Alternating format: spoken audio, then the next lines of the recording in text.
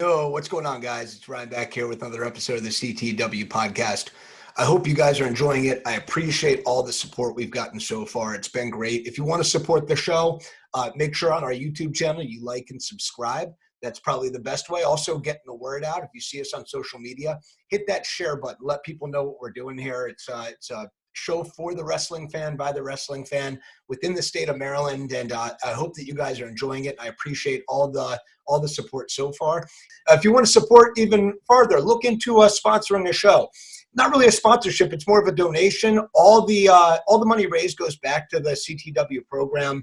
We're not getting paid for this. All of our employees, if you will, are here on a volunteer basis. So, not looking to make a paycheck, but looking to go into our programs, both wrestling for either training or competition for the kids.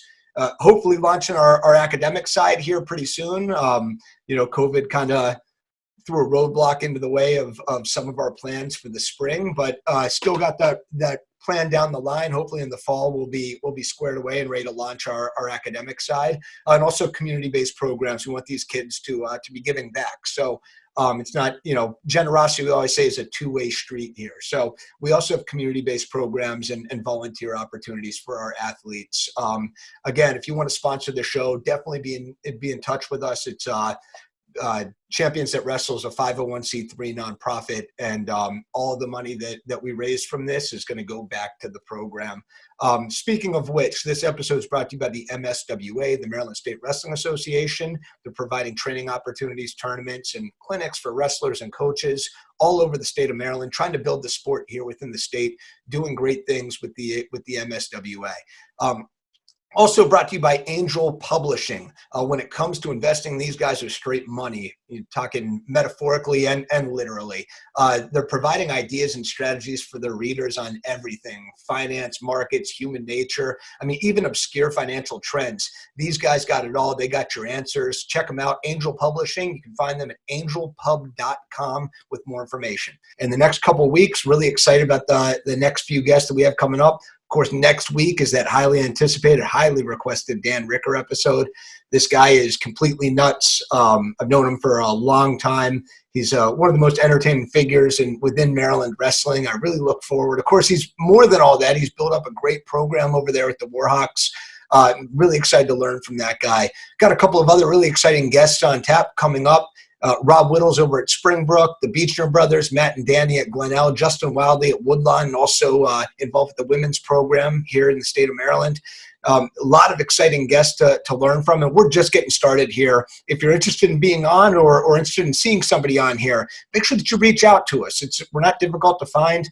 Definitely let me know if anybody out there is interested in coming on. Now, this week's episode, we sat down with Mason Goretsas, the head coach of McDaniel Wrestling. This guy's, I think, going into his third year now as the head coach at McDaniel, was also a wrestler there, wrestled both the Division I and Division III level, so he's going to give some insight on that. And also, something I learned a lot from was just the input that he gave for kids that are looking to wrestle at that next level. Anybody that's looking to wrestle, definitely want to hear what this guy has to say. He's got a lot of great advice, a lot of good input, and I hope that you guys enjoy it. Thank you, as always, supporting Champions That Wrestle. Yo, what's going on, guys? It's Ryan here, along with Jason at the CTW podcast. Really excited about today. This is episode 4 that we're going into. We've had a couple of guests lined up the last couple of weeks where, Waddy kicked us off. We had John Noggle at the junior league level, and then Tim Schwartz last week gave us an awesome perspective as far as writing and still being involved in the sport as a journalist and sports editor. We're going to go even a different direction this time. It's not junior league. It's not high school. We're going to the college level. And we have Mason Goretsas here from McDaniel College. Really, really, really appreciate you coming on today. Really excited to have you. What's going on, Coach? Not much. Excited to be here, man. We love the new relationship we have with CTW, and we were happy to come out to your tournament last year and hoping to keep that relationship going here. Yeah, it was all McDaniel guys working the tables, right? Wasn't it? Yeah. Yep. It was. Well, actually, Mason actually hit us up about it, saying, "Hey, I want to be involved with this. My guys are here to volunteer and help any way that you can." And you want to talk about just, kind of saving the day when you're trying to line up table workers and tournament workers for 6 different tables. That's coming through in the clutch in a big, big way. People, I don't think, realize how much goes into planning a tournament out. Now, full disclosure, I do very little. I take the credit, and Sean Gertz does a whole lot of the work for that thing. So, but nonetheless, I got to see all the hard work that Sean did to put that thing on, and the McDaniel Wrestling team really came through in a big way for us. So we definitely appreciate that. You guys do a lot of that as far as, reaching out towards the community and whatnot?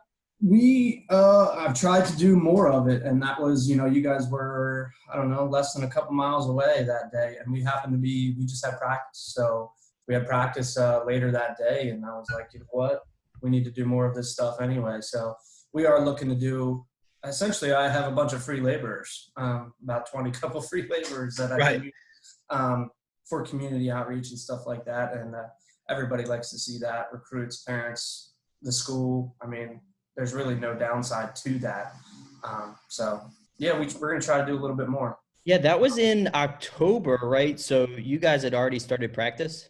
Yeah, we start October 10th. So I think we were a couple weeks in, and it was the weekend before we actually started wrestling. So, yeah, it worked out pretty well. That was big time. I think next year what we got to do is we got to get the C3 shirts for them, but also have McDaniel Wrestler on, or just something to represent the program as well. I'm sure Gertz can whip something up with, the stars just happened to align. I don't want to say last minute, but not long before. So there probably wasn't time this past year. But now that, that's something you guys are able to do next year, get something to promote McDaniel on there as well. Like that would be a great thing. Sure, absolutely.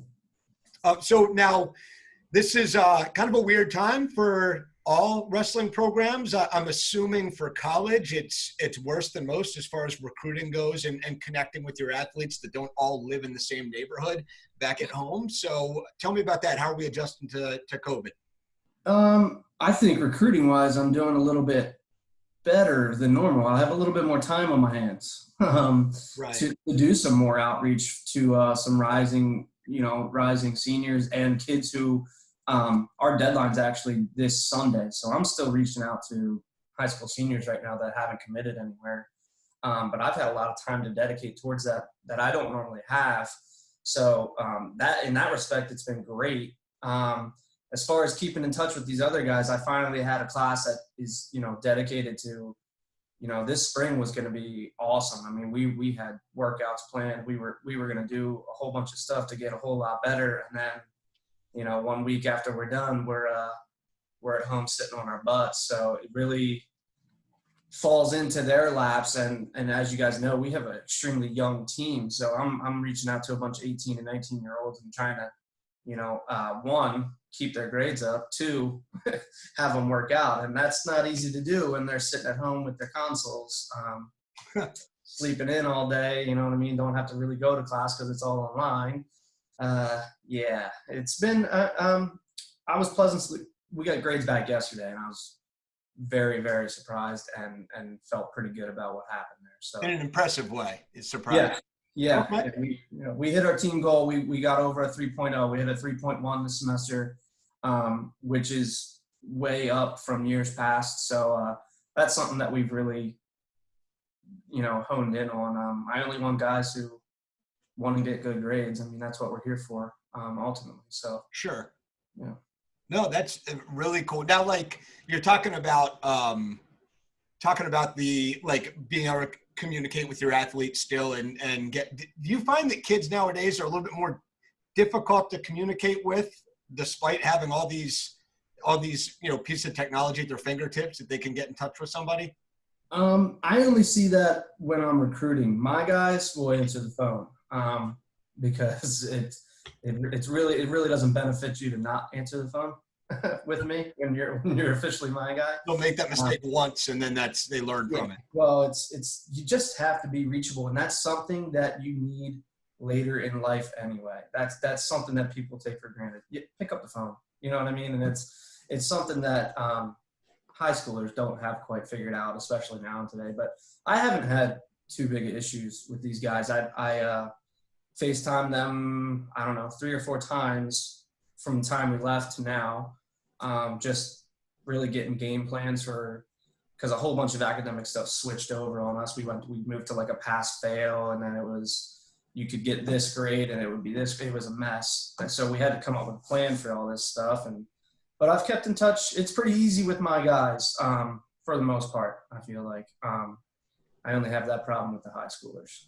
Okay. Yeah. That's got to be one of the frustrating things. I know I'm, would never be good enough to coach at the collegiate level, but one of the things that I think is probably the most annoying is, and maybe not, maybe you're just used to it, but just trying to, if a kid decides to go somewhere else, reach out and communicate with you if they've made a separate decision. I know one of my wrestlers that I have coming to you this year, Alex DeFore, this coming year. And you were one of the last 3 choices. Ultimately, sided on McDaniel. And I made sure, I was like, hey, make sure you reach out to the other coaches, thank them for the opportunity, and just explain to them, hey, you chose to go a different direction. Do you get a lot of that it just kind of gets cut off at? I've probably only gotten that. Now, I've only had 2 recruiting classes at this point. I've only had that happen 3 times. Okay. Yeah, most of them just ghost you. Yeah. And, I would expect that you're going to get the ghosts. Of course, man. Okay, I'm sorry, I misunderstood. I thought you were saying you only got ghosted 3 times. That's not the case? Oh, no. I've only been called 3 times to tell me that they're going somewhere else. And they went to D3 teams, and, every time I get that call, I said, hey, thanks for letting me know, man. That lets me know that I'm recruiting the right kind of guy. That means I know I'm on the right direction here. Sure. I'm recruiting, and that's a better, even though they're on another team, man, you see them everywhere, you know what I mean, throughout the season. So you don't, and I still like talking to these guys. Obviously, I want them to come wrestle for me. So, it helps build a relationship with other teams and other people that you wouldn't have a relationship with. So I do enjoy that, but it does not happen. I mean, you never know when that kid's going to want to, not be happy where they ended up going and then come back to you. So yeah, sure. Yeah, I totally would expect an 18-year-old kid to just, they won't even, most of them don't even answer the text message. You know what I mean? It's weird. I'm getting this flashback of my dating life back when I was single about, just that not responding after a date or 2. So I can relate in some. That's the best way to do it, right, Mackin? What's that? Just ignore. Yeah, well, yeah. I mean, I was on the giving end of it more than once, but probably more often than not on the receiving end of it. But, at least I don't think any kid's ever given you a fake phone number, though, have they? No, that has not happened. It's not a direct parallel. Not that I know of, I guess, really, anyway. Right. Yeah, so it's not exactly the same. It is kind of interesting with that, though. Is there, things you got to be careful with? Because I'm assuming you're texting these kids and, you know what I mean? Are there any procedures? Or are you just like, hey, yeah, let me get your phone number. I'll send you some stuff. Or, are you going to the parents first? Or how exactly does that work? So, there's all sorts of events throughout. What's been really hitting for me lately, you wouldn't believe how hard it is, for one, to go through a high school's webpage and find a contact number for even a coach. So a lot of times I'm hitting up ADs, and I'd say half the time they don't even get back to me about that. Wow. You know what I mean? What I've been doing, there's some parameters on social media, but right now, I'm Division III. I don't have any blackout periods. I'm hitting these kids up through our Instagram, and I'm messaging them, and I got my success rate for reaching out and being connected with them is tenfold better than finding a phone number and texting these kids. For some reason, they respond to the Instagram like it's nothing. So yeah. They're on that all day. Yeah. And one of the things that I've found cool is just all these committed things. I saw you guys do it, and I see it more often where they got the picture of the guy, and it's you Photoshop the singlet on it. I don't know. I would think that was cool if I was looking at a school and being oh yeah, they're gonna announce me out here on Instagram and all this kind of stuff. So yeah, that's relatively new, and of course, the D1s really started it, and theirs look a whole lot better. Literally, ours, I had a kid who's a real tech kid that's on our team. He wasn't much of a wrestler, but he wanted to take pictures and do cool stuff like that. Well, he's getting ready to graduate, so I hit him up, and I'm like, dude, I need what do I need? Like, what do I need to do? So that was a couple months ago. He's like, dude, get Photoshop. You get it for free through the school. Like, I get all that stuff through the school, and I have now learned a little bit about that world, and all those posts I made at this point. So I think they look okay. They're good enough for me anyway. I mean, I'm sure the kids love to share that, and then their family and all that kind of stuff. Absolutely. That's been a great addition, I think, to and it's something that's fun for everybody. So I think that's like a real cool addition. That's one positive part of social media, I guess. Yeah, there's lots. Well, I mean, like I said, recruiting's taken off because of it. So now there is something that I kind of wanted to pick your brain on. We talked a little bit about how you contacting a wrestler. How much does it benefit a wrestler to be proactive and possibly contact a coach? Like a kid reach out to you, are there rules or restrictions with that? No, not for them. Not for them to reach out to us. If it's a certain type of year or they're young, we have to have a contact. But D3 is way more lax than your upper. D3 is about continuing the sport, really. You know what I mean? So I like when kids reach out to me because it does show initiative, but it's very rare. Them going to a recruiting camp or a Let 'em Wrestle event. I don't know if you guys know it. I've seen those, but that is them to me. That's them reaching out to me. You're going to that event. I'm going to be there. That's you wanting to be recruited. And I like going to those anyway. It's a whole day of wrestling and talking. Absolutely. So I like going to those sorts of things. But I do like when they reach out to me. They don't have to. A lot of them try to let the wrestling do the talking, but it makes it a whole lot easier when you're doing the initiating.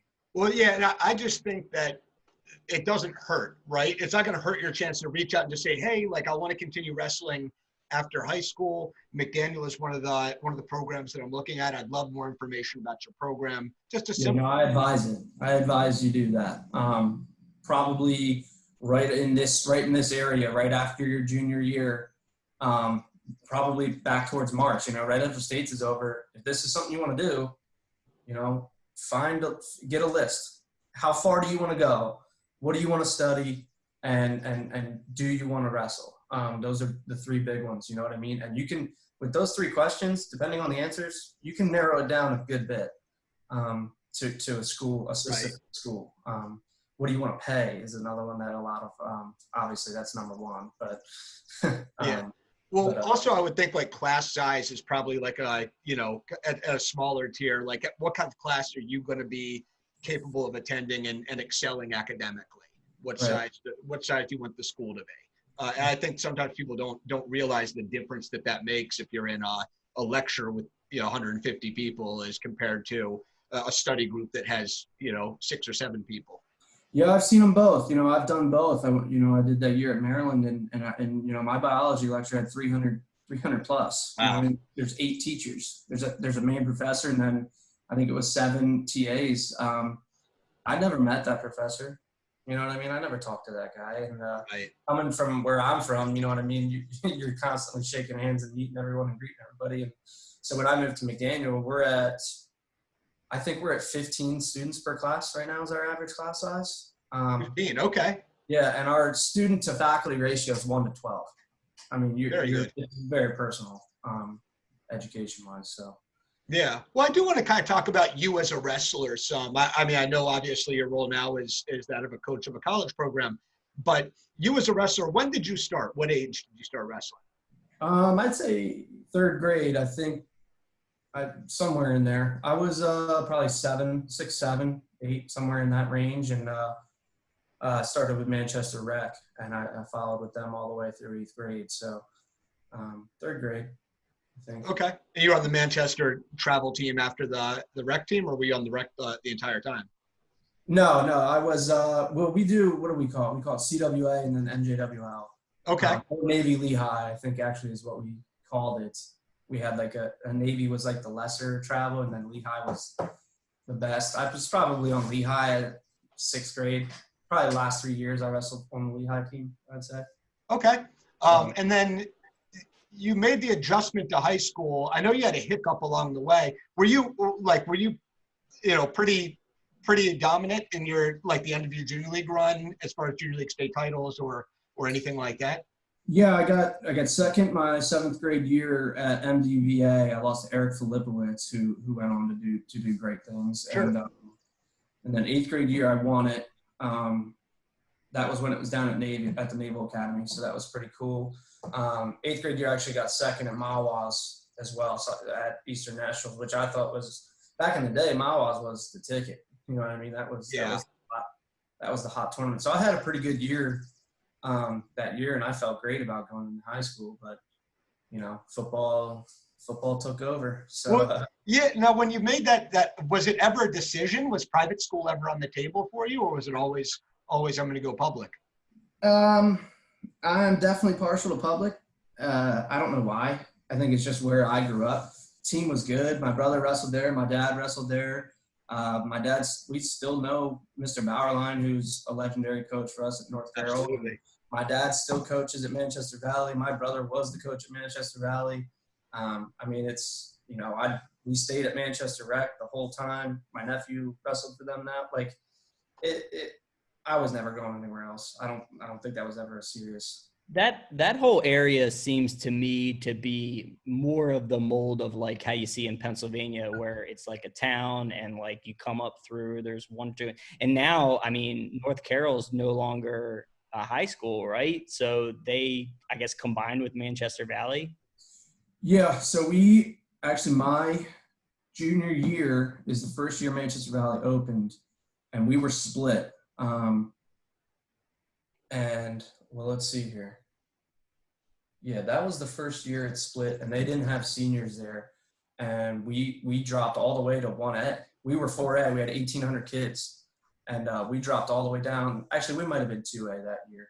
But those kids are still our kids.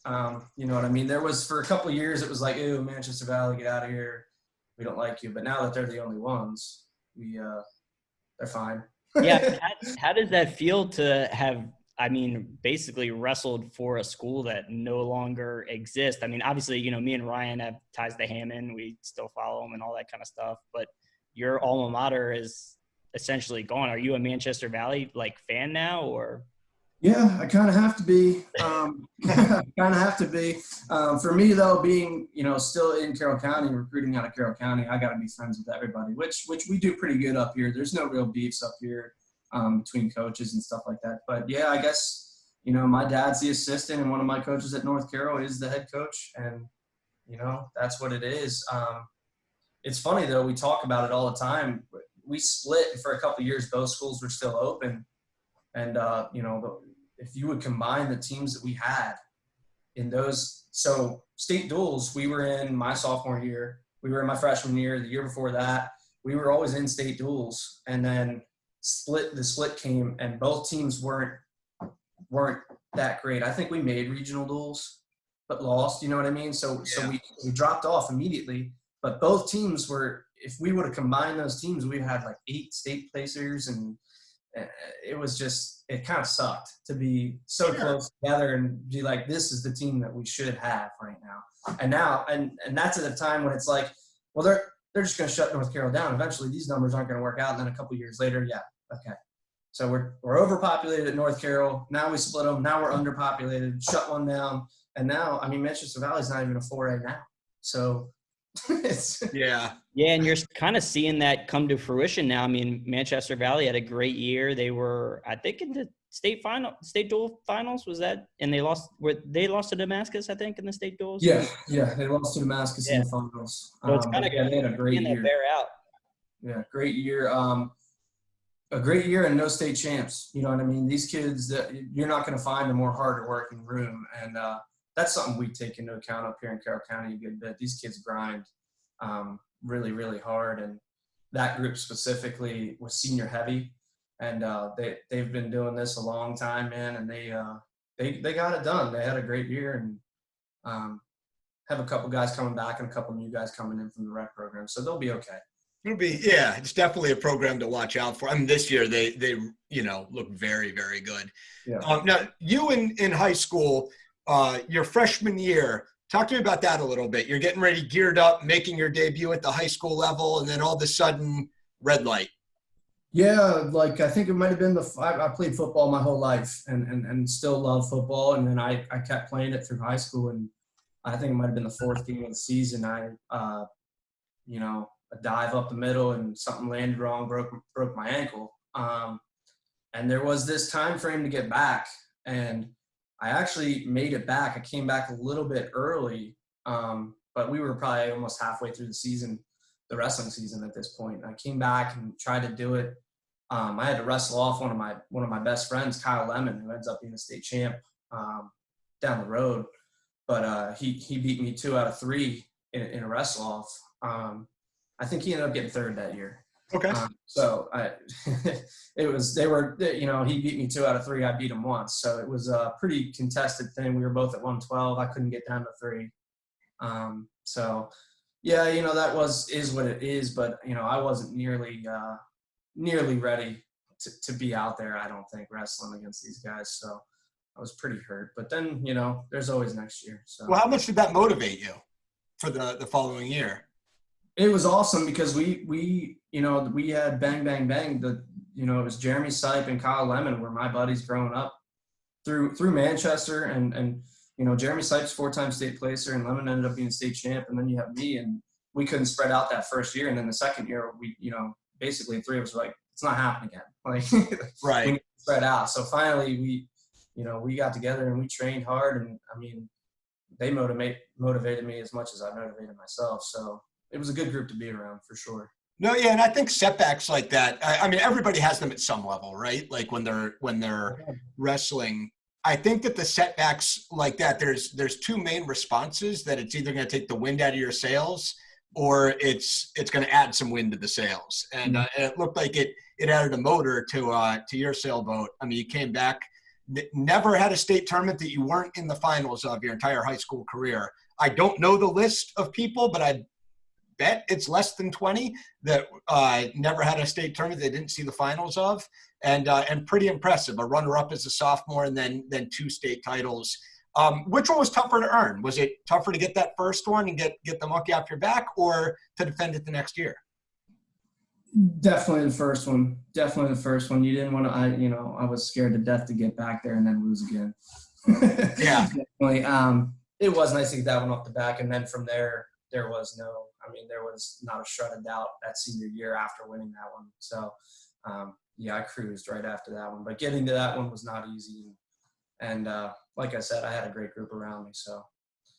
Yeah, it was. Dan Leroy was one of them from Centennial. Was that the first state title? And then who'd you have your senior year? It was actually a sophomore Easton.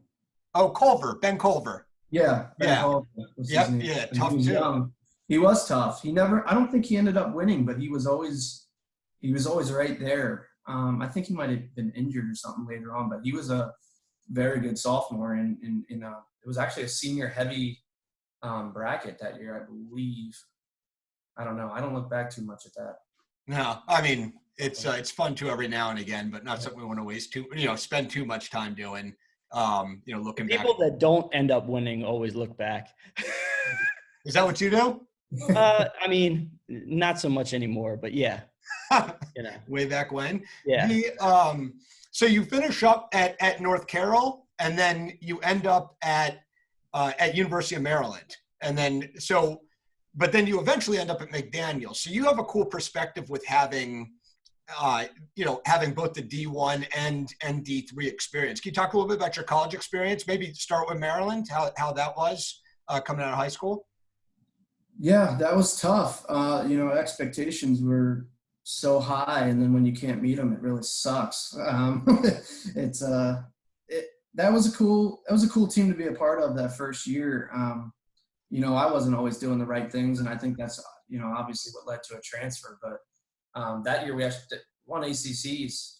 We had Asper, Mike Letts, and Kyle John. We had a freshman All-American at heavyweight, Spencer Myers, who was a roommate of mine, and that was a really cool team to be a part of, and we were good. And then, I just the balance of everything was so hard on top of just getting to college and wanting to do all the extracurricular stuff too. And, so it was the balance just wasn't right there, and I couldn't keep the academics, the wrestling, and everything in order, really, which is harder than most people expect. You know, I feel like a lot of freshmen, even that come into me, are like, you know, it's not going to be that hard. It's not going to be that much different. And, you know, I tell kids all the time when they come on visits, I tell their parents and them, it's a new sport. You're learning a new sport when you get to this level. It's not the same, really, by any standards. You know, right. It's a whole new thing, and you need to be prepared for that. You know, I always tell them it's not meant. I'm not meaning to scare you, but like, it's different.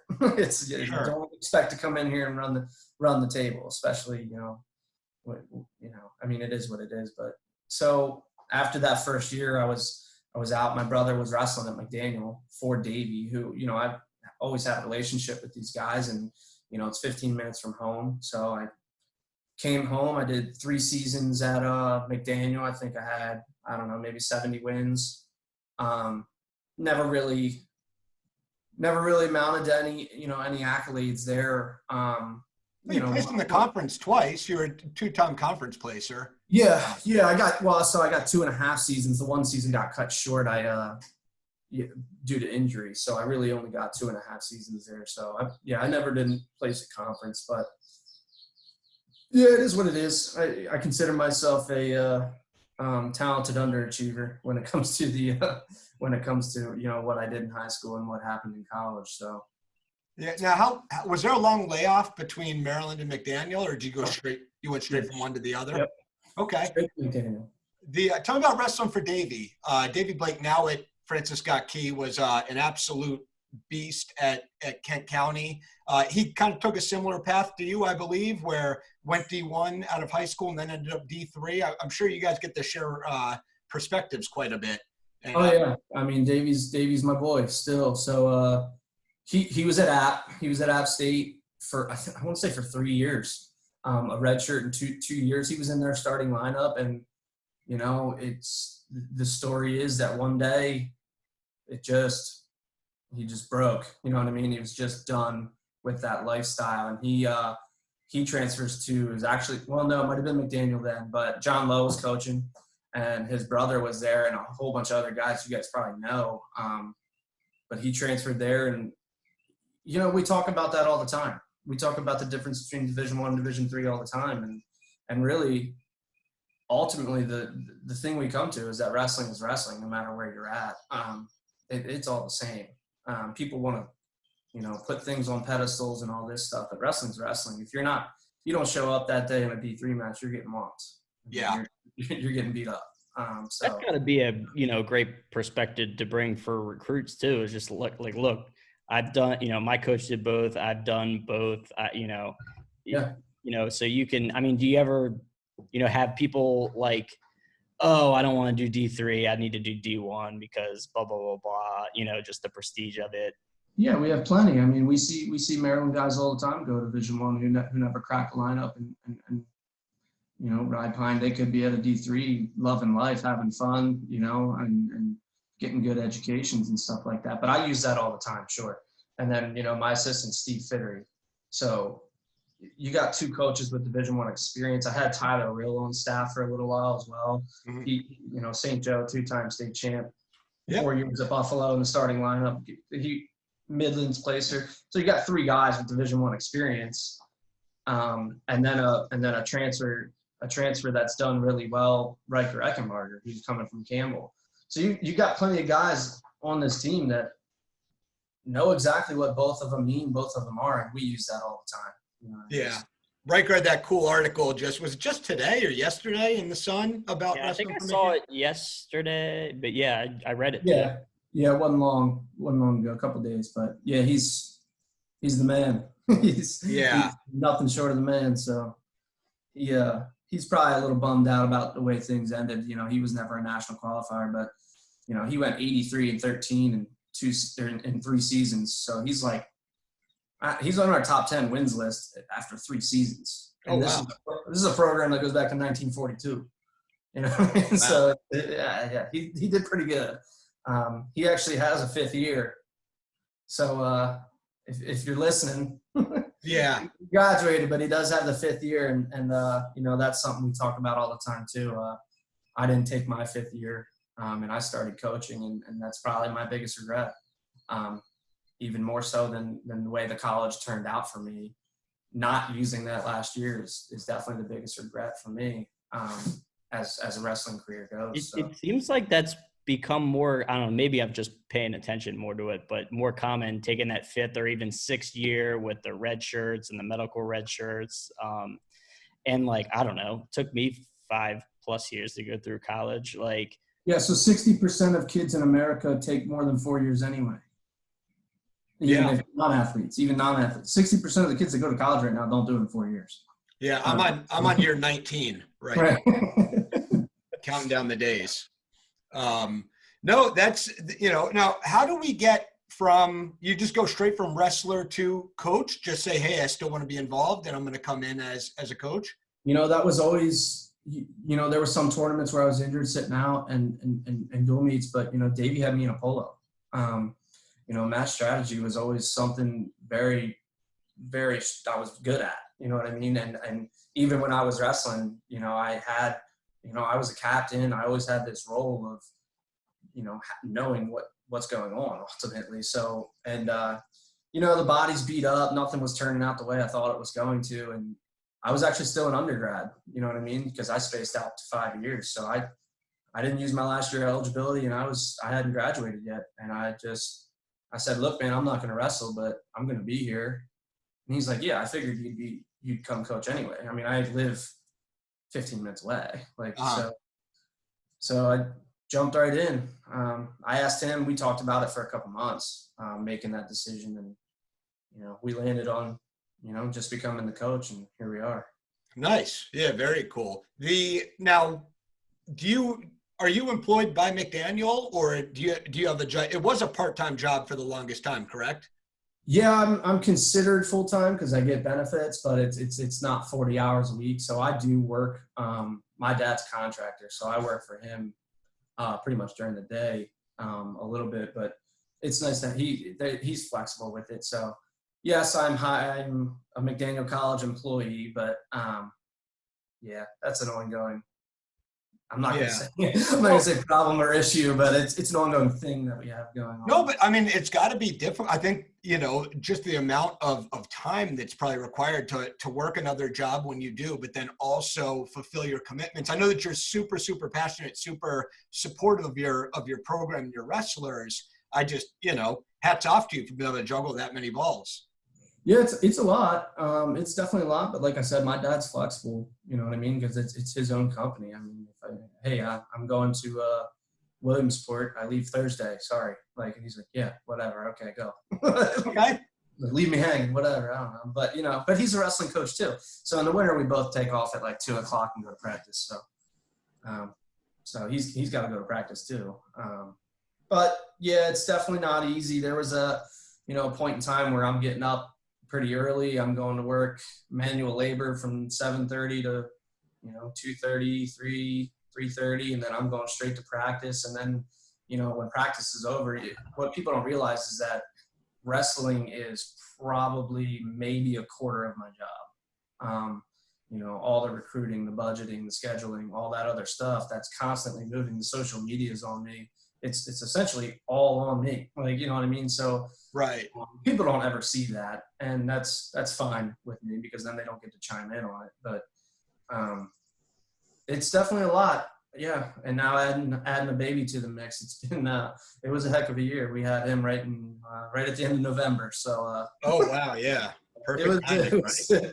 It was a heck of a time for a little while there. So no, now let's talk about McDaniel now a little bit. What do you think going forward? What's the future look like? The immediate future. What if we have a wrestling season next year? What do you foresee next year being like for you guys? We're going to compete. We're going to keep getting better. That's for sure. You're going to see results get better. Like I said, I finally have a class. These classes are now mine. You know what I mean? Next year I'll have one senior and one junior, and then all the rest are sophomore and freshmen. And those sophomores, that's my first recruiting class. So I'm getting down to it being my guys. You know what I mean? And you know that going in, when you're going to rebuild, there's going to be some down years ahead, which we haven't had. We started at the bottom my first year and have only gotten better. Last year I started 7 out of 10 freshmen, and we jumped,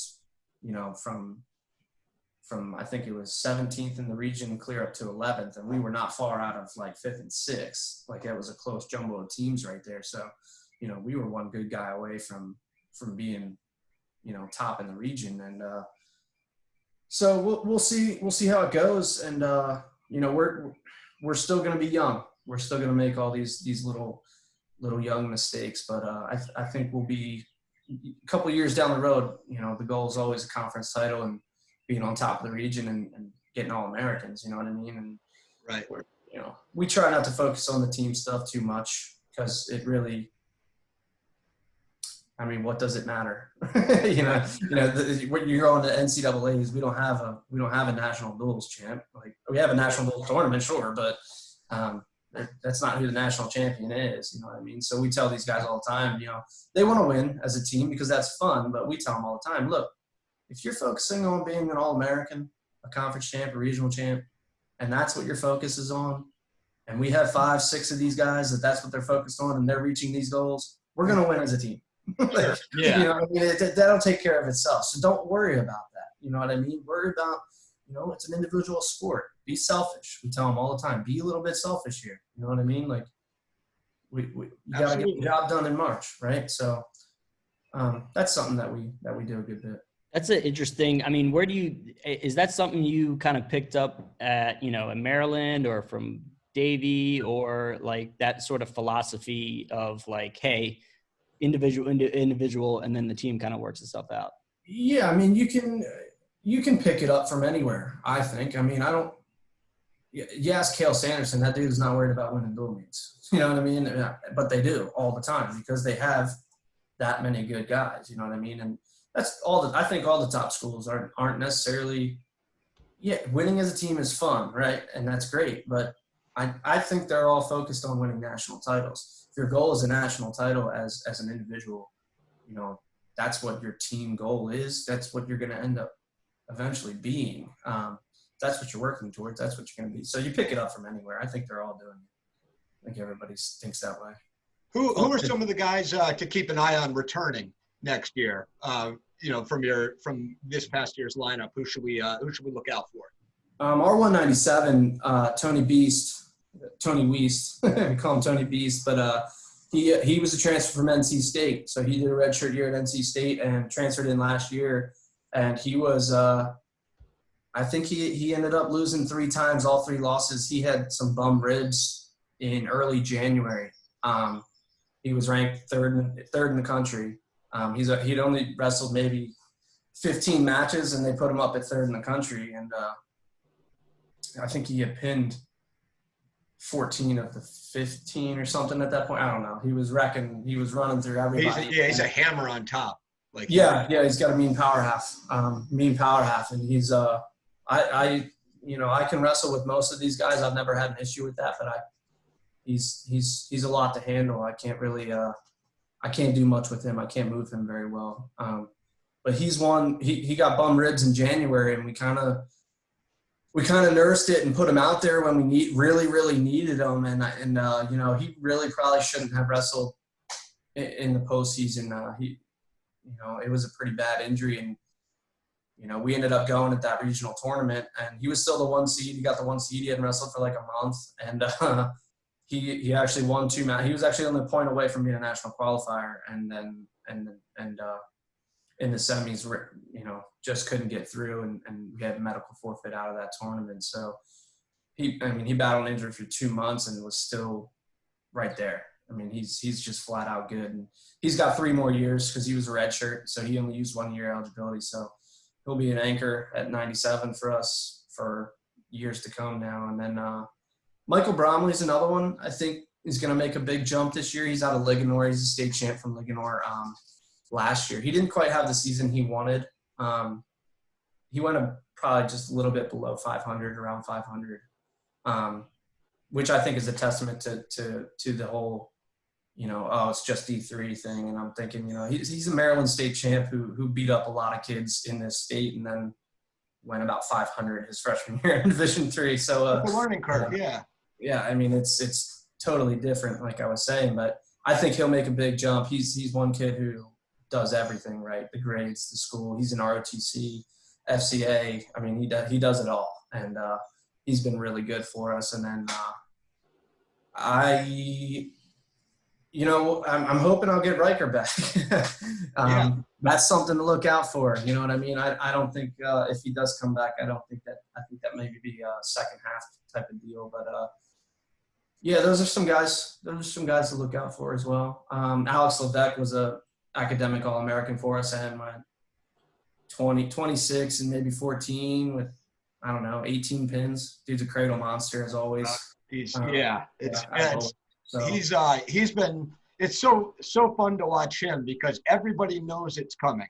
And it's like, I just love when I would see him wrestle in high school. And I got to coach on a couple of teams that he was a part of as well. And, it's one of these things where it's no matter what the score is, what the flip is, he's taking top. And everybody in the gym knows that it's coming. He still latches that cradle on people. Yeah, he's good, and he's getting better at it. I was a cradle guy myself, and then Fittery is a cradle monster. And we've been working setups. I mean, not just hanging over the top and waiting for it. We're cradling out of legs. We're cradling out of coming up out of tilts and making sure that you can turn even like near cradles and stuff like that. We've got him sort of building that arsenal just within cradles, so he can get to it from anywhere. Because, I mean, he's not going to do anything else. I tried that. He's not going to do anything else. You know what I mean? So we're going to go with it. And he had a great year. He actually, one of his wins was against a kid who was top 10. He pinned him in the cradle. But surprisingly enough, everyone's looking for that cradle. He's been wrestling at a pretty high level for a long time. That dude is just flat out a good wrestler. That cradle's not the only, you know what I mean? Like he's good. Yeah. He's in position and he knows what's going on. So, but he's a little awkward to watch. They all make fun of him for the way he runs and stuff like that. But well, he had a pretty bad back injury coming out of high school. Missed his senior year. He sat his senior year, and then wanted to take another gap year. Was going to go to Davidson. Was committed to Davidson, and I just think the back kind of took him out. And Fitch, texted me and was like, "Hey, I got this kid who's not wrestling, but he'd be great for you guys." Because Josh was an assistant with me, and then went back to McDonough, and I said, "Yeah, I'll take a look at him." And then like 2 weeks later, he had applied, got accepted, and was coming. And I was like, "That was great. that was perfect. That was fantastic." Well, it's something about a kid that can be successful, and you don't have to worry about in any aspect. Because academically, he's going to do his thing. He's raised right. He's got a great family. I think it's his sister was at the Naval Academy. Well, she just commissioned. It makes it a little easier. We don't have to worry about the academic side, and you can just focus on the wrestling with him. Yeah, that was the idea. We've always had to worry about the academic side and the behavioral side, and that was one of my bigger changes when I took over. I said, I'm not doing that anymore. If you're going to do that, which there was plenty of those kind of guys that were on the team. And I mean, they were pretty much just asked to leave. Yeah. I was blessed to have Logan Meister as a grad assistant for a year. He's another McDonough guy, but he's down with Ferrum now. And Logan is cut and dry, man. It's you're either doing things right or you're doing them wrong and getting out of here. You know what I mean? So I was blessed to have him around, and but yeah, we've completely flipped the script on that. Like I said, our team GAPA just went over 3.0 this semester, and that's been the highest I've seen it since I've been around. And yeah, these kids seem to be taking to it. Like I said, this is a group that finally was going to be committed to the off-season workouts and being better and stuff like that. So it's unfortunate we got held up here, but I'm sure these guys are doing what they need to do, which is nice. Nice change of pace. Right. Sure. Yeah. And they're young too. So, there'll be an off season next year as well. What do you think about next year? You think we're having a season? Yeah, I do. I think it's going to be modified for sure. There's all sorts of scenarios being thrown out there. You can't believe any of them. But I think so. I just can't imagine a world without it. So. Sure. And it's my job to keep these guys motivated and positive. So right now I'm telling them, You have to assume that. Yeah, you're still preparing as if there's, Yeah, I mean, I think the world can't live without college football, and then, they're going to make sure that you have college football. So, and then what are they going to college football, you have everything. Yeah, exactly. What are they going to be like, okay, now we had college football, no basketball or wrestling. Like, you got to, I mean, I thought a serious scenario, since we have this push from, some of your bigger D1 guys, Tom Ryan comes to mind, but moving us to a spring sport anyway. You know what I mean? There's been talks of that, and I'm thinking, all right, this is a great time to do it. You know what I mean? Well, I'd suggest us do like a hybrid. Like, we start January 1, not the end of February. And he's been pushing to do that regardless, or? Yeah. Tom, he's a pretty big advocate for that, because 6 months is just too long, man. You got so much. So much stuff, like all the holiday breaks and stuff like that. I mean, it's just too long. I mean, it's to the point where you have that break in the middle. All your important stuff is 6 months down the road. First half, I'm not worried about you winning matches. I'm worried about you giving effort. And if you're a little banged up, you're not wrestling this weekend. Like, you're not wrestling. Like, it's not a waste, but we're not in full mode. So half of our season, it's like, I can't not necessarily get these guys to do everything I want them to do, but like, you got to dial it back. You got to keep these guys healthy and ready to come back in January and be able to go really, really hard for 2.5 months. And so finding that balance is hard, but yeah, so that's a scenario that they're talking about that I would enjoy. Maybe a 4-month season right in a row.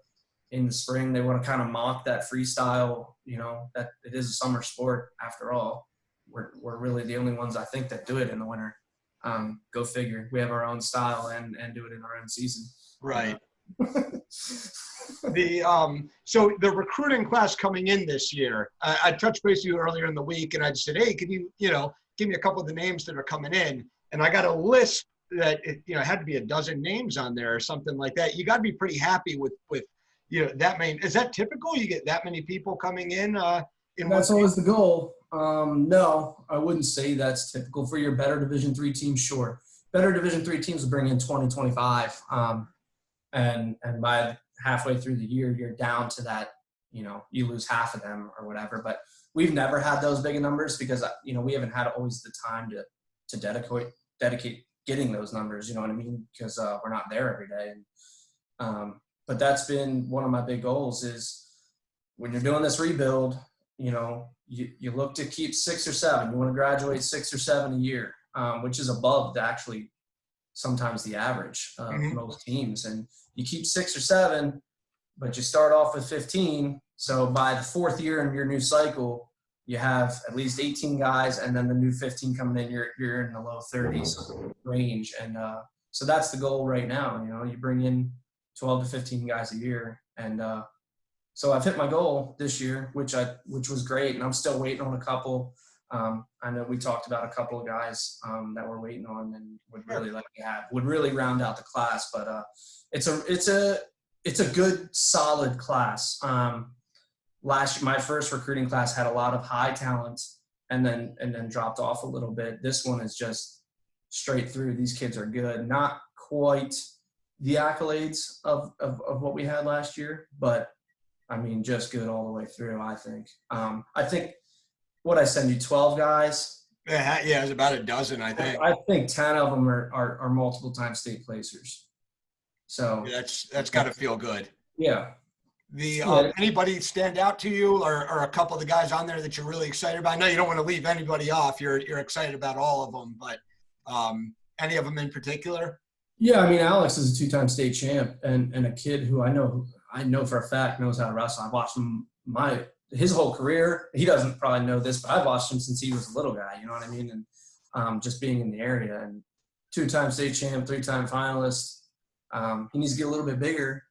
Sure. But no, I'm excited. I know he can wrestle. And then Siavash Sarvastani, I think, is going to surprise a lot of guys. He was Northwest.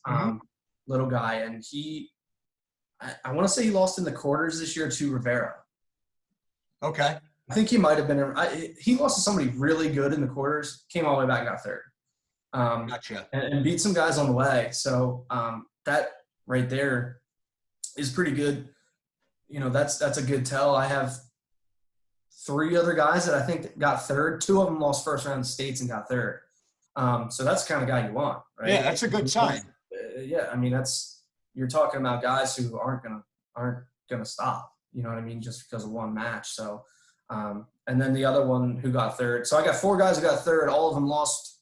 None of them made it to the semis. You know what I mean? So I think that shows a lot of things that people don't necessarily always look at. I was going to say, is that something you know, what are the types of things you're looking at? Obviously, you know, winning states is great, but, you know, are there certain things that, you know, you're watching in a match that you see, you know, that you're like, okay, this guy is going to fit in good with our program?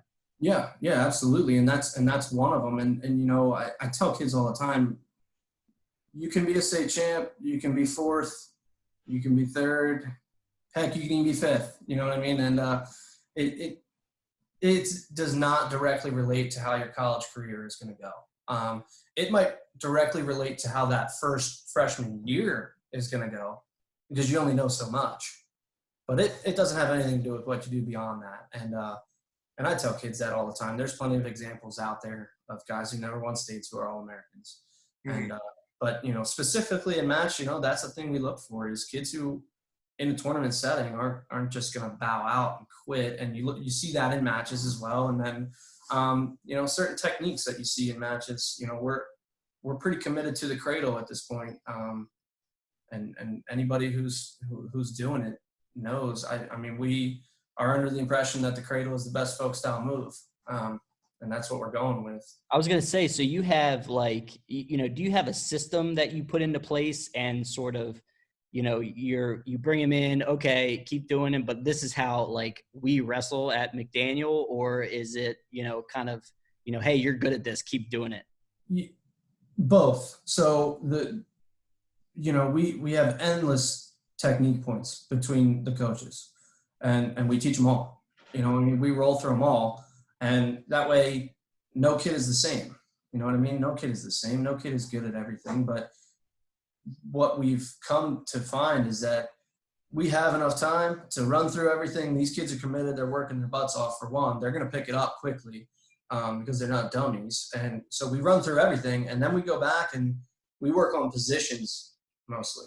So in on the single leg, down on the mat is something nobody can seem to finish there. I don't know why, but if it is this ongoing problem at every level, it's like finish the shot on that single, please. So we do that every day. You know what I mean? And getting out of legs seems to be this complete mystery for some odd reason.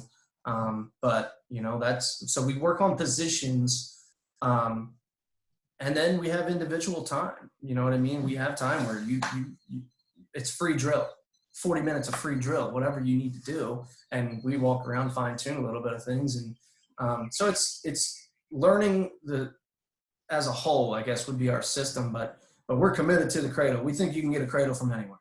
And I think we're right. Whether it's near cradle, cross face cradle, whatever you want. Fittery, I'll definitely tell you this. Fittery lives by the cradle.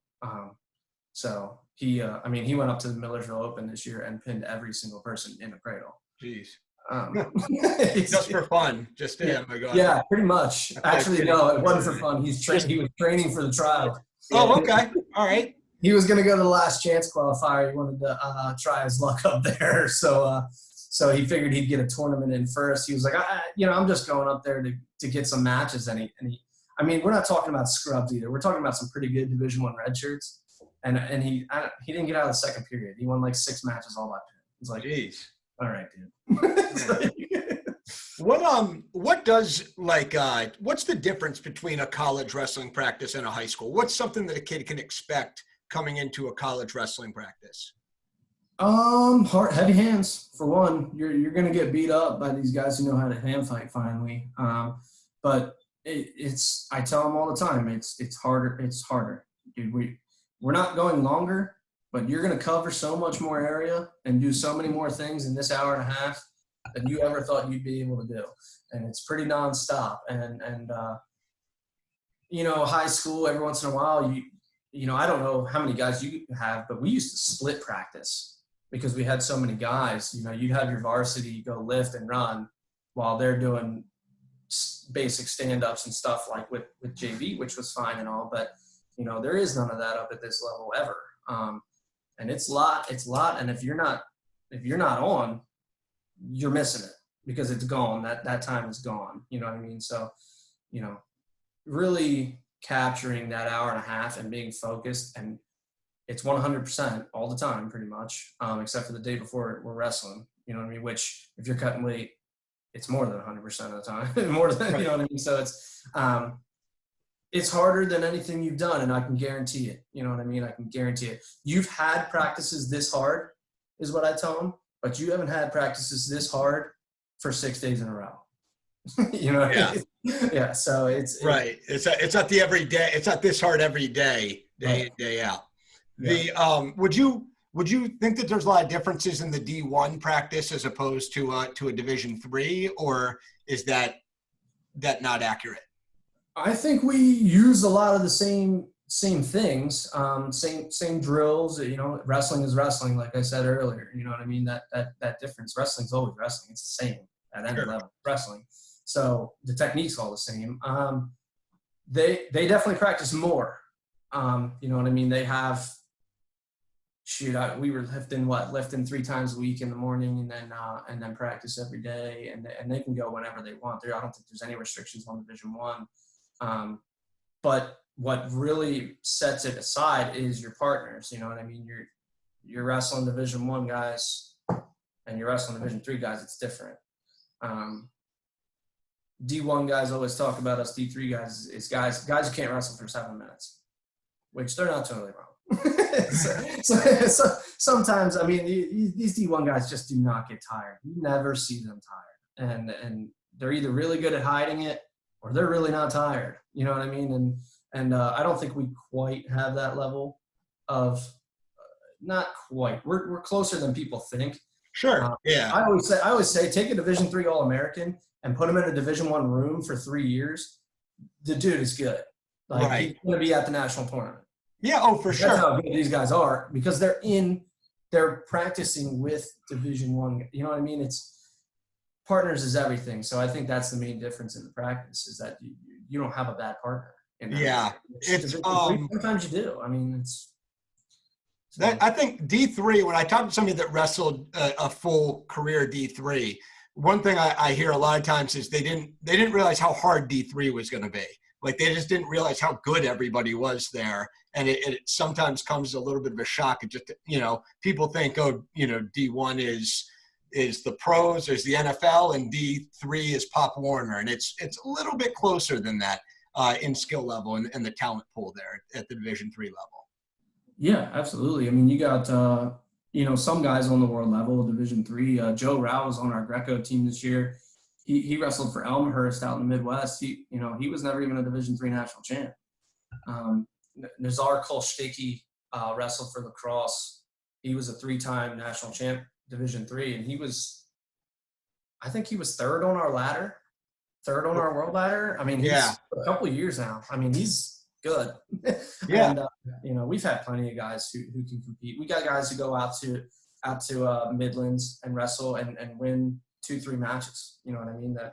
That aren't even necessarily All-Americans Division III. They're about at that level. You know what I mean? But they're winning 2-3 matches out of Midlands. That's pretty good too. I mean, absolutely. Yeah. What kind of kid would you say? I'm trying to put this in words correctly, but what kind of kid would you say, hey, like, if you're looking for this, these are the aspects of college life that you think that you can perform in and enjoy, you should probably go D3 as opposed to D1. Almost like a compare and contrast the lifestyles and what kind of kid should be looking more towards the D3 route. So the guys who are really good at Division I, who make a difference right away, there is never, ever, ever a thought in their head that that's not the level they're going to be at. The mental game is so ridiculous up at that level that I like to tell guys, if you're contemplating between Division III, Division II, Division I, you don't go to Division I. If you're even contemplating it, don't go. Now, that's not to say that you can't go and have a good career, but these guys that are good are going D1. That's not a question. So if that is a question, you seriously need to look at, what it is you want. And if you're asking yourself, what's the right route, you probably shouldn't. I'm not going to say shouldn't, but you should really think about not going Division I and go Division III or II. Okay. Are there any misconceptions you think with Division III? I think obviously the no scholarships or no athletic scholarships at the Division III level. I think sometimes people don't realize that you can still get assistance and aid when you're looking towards the Division III school. Are there any misconceptions you think from the admission standpoint that people should, be clued in on? Well, one is the money, one is the cost. That's always the same. McDaniel, costs $59,000 a year. So everyone goes, McDaniel's out. Yeah. They look at that number and they said, McDaniel's out. And, the truth is the average student at McDaniel gets $40,000 to $42,000 in aid. The average student pays $17,000 to $19,000 a year. Look around at the averages. That's not much more than everywhere else. You know what I mean? That's pretty close to what it is everywhere. And people don't always realize what, FAFSA does. You fill out a FAFSA and that tells you what you can pay for college. Most colleges get pretty close to that number. So your packages, whether the school is cheaper or more expensive, they could be $20,000 different. What you're paying is going to be pretty close to the same. Anywhere you look, they're going to be a couple $1,000s cheaper, but for what you're getting at, a 4-year private school, outweighs usually what, our graduation rate is probably higher. Our kids who come out of and graduate and have a job right away, that percentage is higher. And it's really, we always use the used car to new car talk. And it's, you're going to spend a whole lot more money on this new car, but you're never going to have a problem with it. You're not going to have a monthly payment on this used car, but you're always going to have a problem with it. You know what I mean? So what do? Do you invest in the new or do you invest in the old and keep working at it? No, I mean, most of the time I'd say go ahead, invest in the new, invest in something that's going to stabilize you. You know what I mean? And people always, want to go to different schools. Hey, I really like your school, but this school came in, a couple $1,000s short. And I'm thinking to myself, this is the biggest decision of your life. Right. So far to this point. Yes. And it might be the biggest decision of your life ever. You know what I mean? Absolutely. I tell people all the time, I transfer into McDaniel, I think it's all done.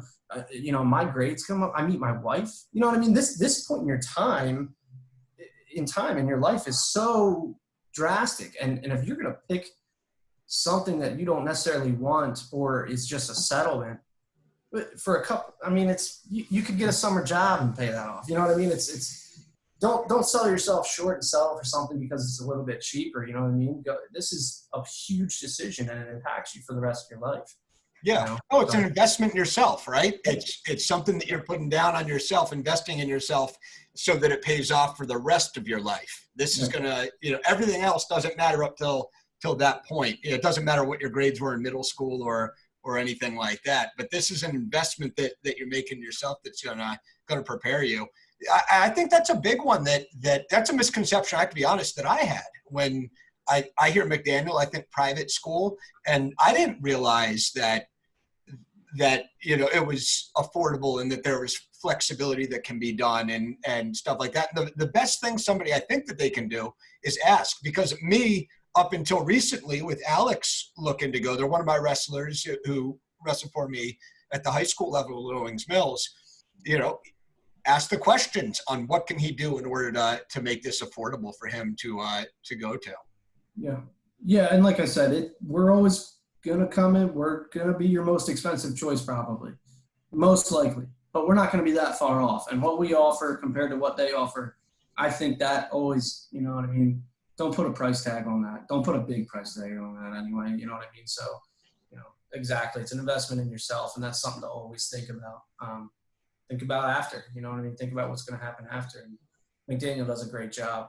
So I think with, graduation rates and keeping people and making sure kids are out of here in 4 years. And, and doing the right thing. And I mean, look at where we are too. We're what, an hour from DC, 40 from Baltimore. We're close to some cities in PA. We're pretty central to some big time stuff here. You know what I mean? Our connections going. I've been at school since 1867. You don't think that we have some connections out in this world, like in this near area? Like we got people everywhere. Like it's bigger than you think. Our alumni base is a lot bigger than people probably know, really. Yeah, and if you look at at least I'm just judging it off of your roster. You cast a net that hits a couple of other states, but seem pretty committed to the Maryland wrestling community and bringing in Maryland kids. A lot of Maryland names on that roster, and think somebody grew up in Maryland, so went to high school there. This is where you're going to college. It might be where you want to work, and if that's where you're looking to get a connection. Do you mainly recruit out of Maryland? Is that where you spend most of your time? No. I'm gonna get Maryland kids. You know what I mean, and they're gonna have interest in us because we don't have that many opportunities. You got UMBC's club, Garrett's club, and then you got us and Hopkins, Division III. You got a 4.0 to 1500? No, okay. And then you got Maryland. You know what I mean, and that's it. Mm-hmm. Those are your options in state, and I think we're the best option out of those five, obviously, unless you are that Division I level. Maryland's obviously a great school, but getting into Hopkins is a whole different story. And but I think my perspective is we're always going to get Maryland kids no matter what. So, you know what I mean? I go to states every year, and then, if you place at states a couple times or even just your senior year and you place pretty high, I reach out to you. You know what I mean? And it doesn't usually take much because we're so close to get these kids on campus. And, truth be told, I'm Maryland. I grew up here. I went to Maryland. You know what I mean? I went to another school in Maryland. I want to win with Maryland guys. You know what I mean? I think we have some great talent that would do really well at this Division III level that don't always go to Division III. And I want to win with Maryland guys. I tell kids all the time, like, why not? I think we can. You know what I mean? I was on some great teams coming up. Actually, it's funny that Waddy was talking about that team he took up to Brute. I was on that team, and I mean, look at the names on that team, man. It was completely stacked, and a lot of those guys you didn't hear too much about after high school. You know what I mean? A lot of names did, but it was a heck of a team, and I want to do this with Maryland guys, and I've tapped into Delaware a little bit too because they're in the same situation now. They're not as deep, but they don't have. There's nothing down there. There's not one program in Delaware. Oh, yeah, I didn't even think about that. None. So, that's an untapped market. And then, I'm gonna recruit Jersey, PA, Virginia, Ohio, New York a little bit. But, I do want to do this with Maryland and be, I want to be Maryland's team. You know what I mean? If you're good in Maryland high school, you come to McDaniel and we're nationally ranked with Maryland guys. You know what I mean? I think that would be awesome for Maryland wrestling in general at all levels. Oh yeah, and look, I think it's heading in the right direction. I do think that there is talent out there to build a roster up with, and it looks like it's heading in the right direction. I did notice too. It seems like you have kids kind of all over the state that are going. Some in Southern Maryland, Eastern Shore, Carroll County. Do you have contacts like out at all those places, or how does a kid land on your radar? I mean, like I said, I've been around it so long. I mean, I know a good amount of these coaches personally. So, obviously I know all the Carroll County guys, great. And then even being at McDaniel, you got guys, Will Yo was a coach of mine. Mm-hmm. You know what I mean? So that taps me into that county right there. And then Davey's been doing Davey knows all sorts of people from Kent, you know what I mean, down in that area too. So, and then I've got teammates from all over Maryland as well. And then I got teammates from Delaware who I go through, you know what I mean? A lot of it is McDaniel guys that are now spread out over the state who are teachers, coaches, and still in it. And I use them as much as possible. But most of the time just reaching out, just finding a coach's email somewhere or hitting them up on Facebook, you know what I mean? Something. any way you can, really. But I feel like I've got a pretty good base. And I know who's doing what. I always stay up on Maryland high school stuff because, like I said, I guess I'm a fan now at this point. But I'm always looking. Sure. So if there is a kid out there, we talked about being proactive earlier. Where can they find you? Where can you be reached? We can put a plug out there with an email or whatever the best method is to get in touch with you. Yeah, for me, it's probably email. You go online and you fill out the recruit me form. You can do that, but I don't always look into that to that program that we have, and sometimes stuff gets mixed in there. But yeah, the email's easiest, which is on our McDanielAthletics.com website. Fairly easy to find, and okay. I'm constantly checking that. So cool, awesome. The I appreciate it. I know I tend to ramble on; these things draw out pretty long. Is there anything else that you want to talk about before we let you go today? Well, I could talk about McDaniel all the time, but one thing I do want to say, we just got it's College Magazine or whatever. We're now a top 10 school in the DC area. Awesome. So we just got put on a list with Georgetown, Howard, Maryland, Randolph-Macon, American. So wow. We're on that list, and Hopkins obviously. But we just got put on that list, and I think we fly under the radar so much. I just don't feel like we're out there as much as some other schools in the area. And it really is, like we talked about, it being a little bit more affordable than you think. And every benefit that comes from coming here, it's kind of a hidden gem, I think, in the Maryland college, conversation. I think we're somewhat of a hidden gem. You got small classes. We have, I think it's like 33 majors, 50 minors. I mean, you can pretty much do anything here. And I think when we wrestled, States was at the time it was called Western Maryland. Mm-hmm. So, do you think not having that there anymore hurts you guys? Is that an option? You guys have tried to make a play to get States back there. Because I knew everybody was on campus. You went to States, oh, you can wrestle for Western Maryland, okay, or now McDaniel. Right. How much does that play into it? I don't know. I haven't even tried to do that. I don't think we could. I think it was a little bit smaller back when you guys were. Oh yeah, it was for sure. Yeah, and I just don't think we have the capacity for that. I think the gym's big enough, but the parking and all this stuff, and I've tried to get some other tournaments. People don't realize that our spring sports can't really go outside until April. You know what I mean? So that gym time gets eaten up a pretty good amount. I think we'd probably be cheaper than the venues we've been at, for sure, to do it. And, that's something I would definitely look into. But, I don't know that necessarily affects us. How long ago was that? It was 2003 was the last year. A very long time ago. Yeah. That was Davey Blake won his state titles in that gym. So sure. Yeah, that was. I don't know. I don't know the answer to that one.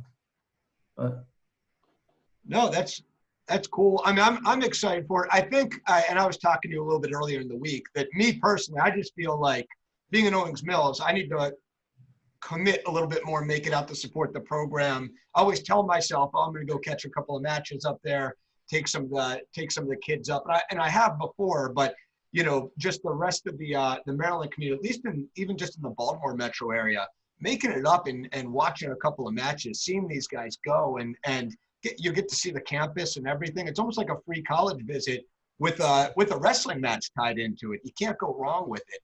And that's something that me personally, I need to do a better job of. I'm going to commit to doing a better job of in the future.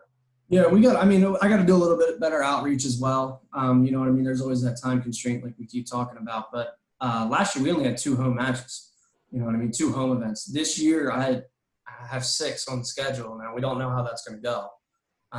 Obviously, I think things might get shortened on us. So I think we're just going to have to do away with whatever schedule we have and restart one. Yeah, we have a lot more home things. One to maybe mark the calendar is in February. We always wrestle Hopkins. Obviously, they're our conference and our rival, and me and Keith are going to be doing something, hopefully doing something pretty special. We're going to. Are you guys going to wrestle? Yeah. Yeah, me versus Norris for sure. But no, I never had very good luck against Hopkins wrestlers when I was wrestling. So I'm good. I'm out. But we're going to be doing something pretty cool, hopefully, for that match. We're going to try and move to a Friday night and try and do it when not much high school action's going on, and we're going to try and really get a crowd. So look out for that one sometime in January. Absolutely. Yeah, let's do a push for it. Let's get everybody out there. We're the only D3s in Maryland. So you know what I mean? Kind of like not a battle of the beltway kind of deal, but something along those lines, something fun. So wanted to put on the calendar for sure. Absolutely. No, I'll definitely push for it. CTW, we'll put it out as much as we can. And now that the Uncensored page is up and running with over 2,000 members, just flowing. It's really, really starting to build. I'm sure that, the outreach can be a little bit easier now too. Sure. That, Maryland wrestling community has a home that they can communicate with one another. But no, I really appreciate you taking the time today. I think, it was, I hope it was informative for everybody as much as it was for me. Learn about the McDaniel program, like you said, a top 10 school in Maryland, and heading in the right direction on the wrestling mat. And, hopefully the Maryland wrestling community can support that, look at McDaniel as an option, and keep helping you build there. Yeah, absolutely. Always an option. McDaniel's always an option. Cool. Jason, you got anything on your end, buddy? Nah, thanks for coming on. Learned a lot, and we'll have to have you back. Sure. Cool. Absolutely. Anytime. Cool. Thank you very much. And thank everybody for tuning in today. Once again, I appreciate you supporting Champions That Wrestle. We'll see you next time. Later.